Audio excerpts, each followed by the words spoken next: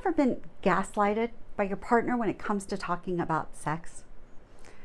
That's the question of the day. I had a husband who messaged me and said he's been trying to talk to his partner about the issues about sex in their relationship.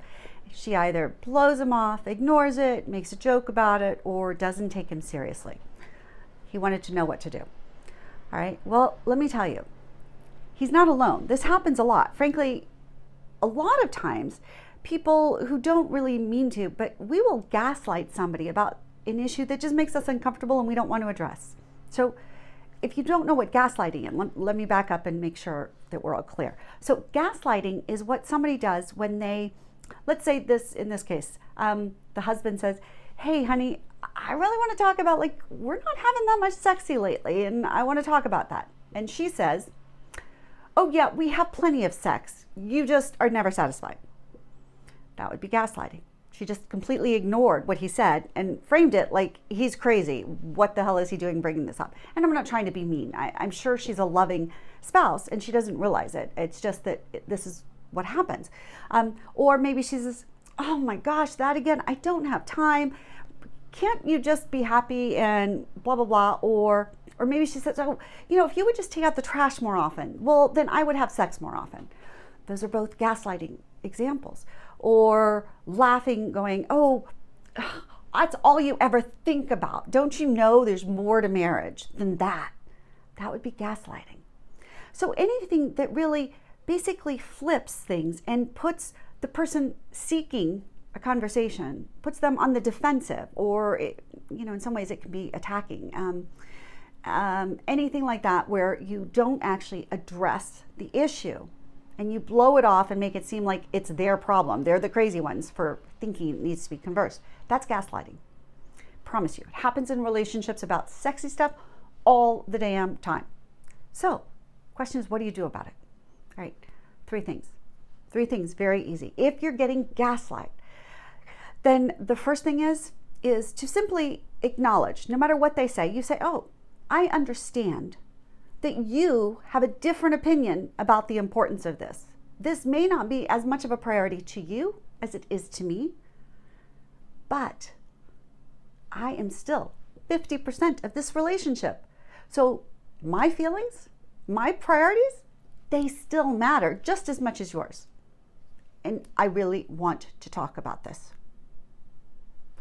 Very simple. We don't have to get angry. We don't have to shame them. We don't have to say, you're gaslighting me, blah, blah, blah. No, who cares? Just respond with, I understand we don't agree. My feelings count. I want to talk about this. First thing, you just have to do it. 2, you can acknowledge if you want.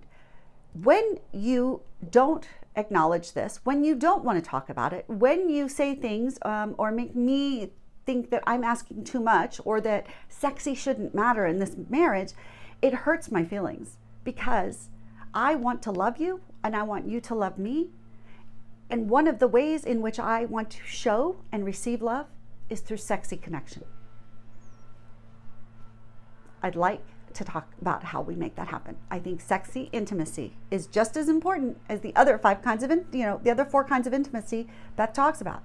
We got physical, emotional, sexual, romantic, and spiritual. If you don't know about those, go watch my other YouTube videos about that. 5 kinds of intimacy. So bring that up, but just say, sexy is an intimacy and it's an important one. And it is one of the ways in which I want to show love and to receive love. And that's important to me. And so it should be important to you just as what you want is important to me.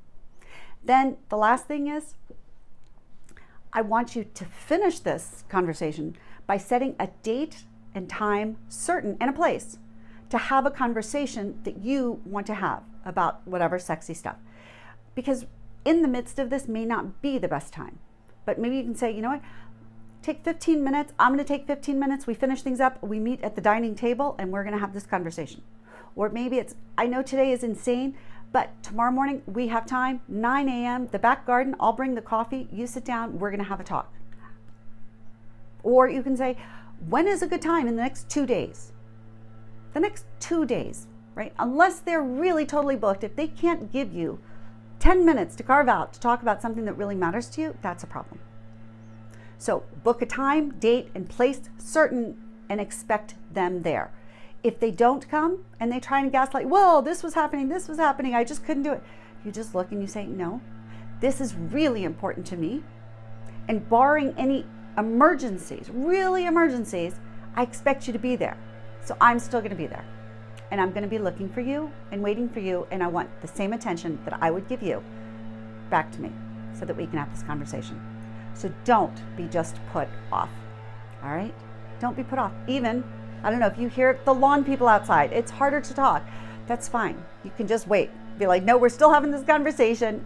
It doesn't matter what's going on. This is important.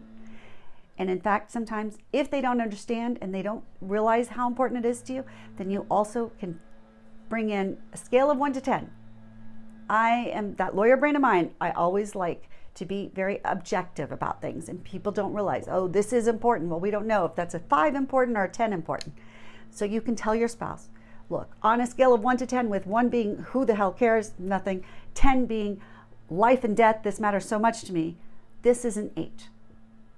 So I don't want my 8 conversation interrupted or postponed or delayed because of things that are on the 1 through 5 kind of scale. Okay, and you can do. And it might be that your spouse, this is only a level 3. And they say, well, I want to talk to you about, oh, how often you take out the trash. And you say, hey, honey, that's fine. I'm happy to talk to you about that. Let's schedule a different time to talk about that. But you're right. If that's important to you, even if it's a level 3 to me, if it's an 8 to you, we need to put it on the calendar. And this way, one doesn't interfere with the other. One doesn't negate the other. And truly, when they say, well, if you do this, then that, I always say, I would never suggest that a couple stop speaking to each other until they start having sexy. It's just as ridiculous to say, stop having sexy until we figure everything else out. Anything we can do to increase your intimacy and connection and have both of you feel heard, seen, valued, and prioritized in your relationship, that matters and counts. So that's what to do. If you're being gaslighted about sexy stuff, frankly, anything, there are the steps. What you do about it, you simply acknowledge you might have different perspectives, but yours counts just as much as theirs. You acknowledge if your feelings are getting hurt and you ask them not to do so in the future. And then you require that you both agree to a time, date, place certain to have the hard conversation that you want to have. And also, you can let them know on a scale of 1 to 10 priority how important this is to you, and to make sure that then it doesn't get interrupted by things that are much less important. And again, if they have something they want to put on this priority scale and have another meeting, you do that too. So I hope that helps. Big hugs and love. Thank you guys so much. Let me know. Subscribe to this YouTube channel, please. Give me your comments. Let me know in real life how this works out for you. Send me any questions. It can take me a little while to answer, but I definitely will try to answer your questions. So there you have it. Have lots of good love. Oh, and go check out sexyedschool.com for all sorts of different ways that you can love your partner, listen to my podcast, buy my book. I'm Beth Darling, your sexy genius, and it is my pleasure to be part of your love story and cheer you on. Big hugs. Bye.